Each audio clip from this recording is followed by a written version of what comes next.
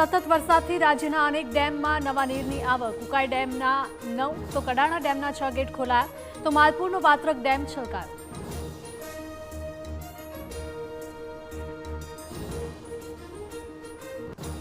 નર્મદા ડેમમાંથી પાણી છોડાતા તંત્ર એલર્ટ. ડભોઈના અનેક ગામોને કરાયા સતર્ક તો ભરૂચમાં ગોલ્ડન બ્રિજ નજીક નર્મદા નદીની જળસપાટીમાં વધારો.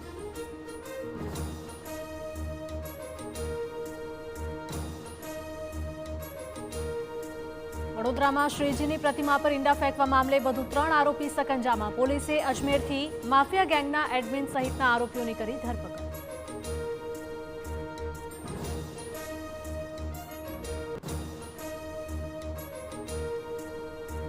એર ઇન્ડિયાની વધુ એક ફ્લાઇટમાં ખામી. દિલ્હીથી ઇન્દોર જઈ રહેલી ફ્લાઇટના એન્જિનમાં આગ લાગી હતી. દિલ્હીમાં ઇમરજન્સી લેન્ડિંગ.